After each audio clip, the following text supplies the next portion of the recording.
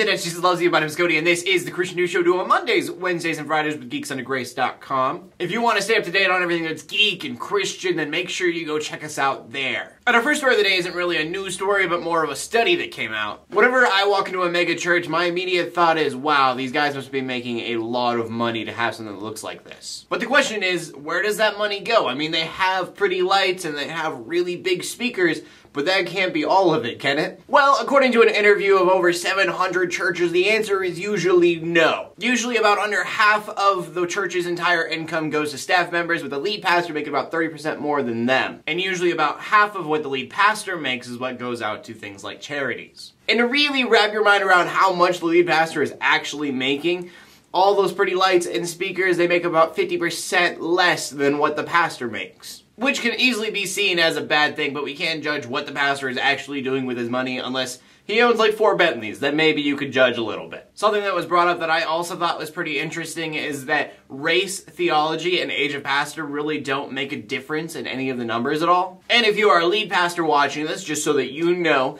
a big thing that determined the growth of a church was how much churches were paying their children's pastor. So just be sure that you are feeding them along with everyone else. For that, we go to our next story, which is about China, and we've talked about China before because the government was taking down crosses left and right. Well, since that video, which I think we did a couple months ago, the government has now taken down hundreds of those crosses. And according to the government, the reasoning stays the same, that it was against zoning violations, and so they had to do something about it. But with that being said, when you look at what's happening and what's not happening, it's definitely obvious that they are targeting these churches now. And so what happens anytime the government takes off its people, they start to riot, and there have been riots in the street against the government doing this. Church leaders saying, literally, we are doing nothing wrong. Why are you attacking us? And so we talked about before that China is trying to make their own Christian theology. It is a little worrisome with all of this going on, what that theology is going to entail. And from that, we go into a prayer request in Nigeria, this time not having anything to do with Boko Haram, which is surprising,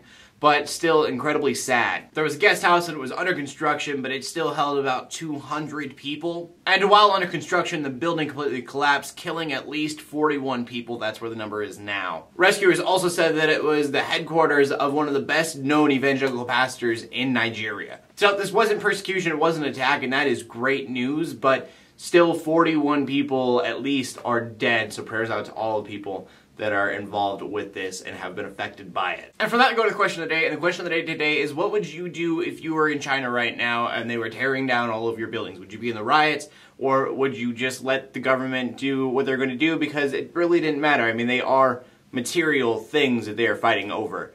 Personally, me, I would probably riot because they're still persecuting me. But I want to know what you guys have to say, so please leave a comment in the comment section below with your answer. Check out geeksunddergrace.com. I almost always forget that at the end of every video. geeksunddergrace.com. Go check it out. It's amazing. My name's Cody, Armour, Christian news in a not so boring kind of way every Monday, Wednesday, and Friday. In closing, let the haters hate, let the Christians pray. And to everybody like, subscribe. I will see you later, and God bless.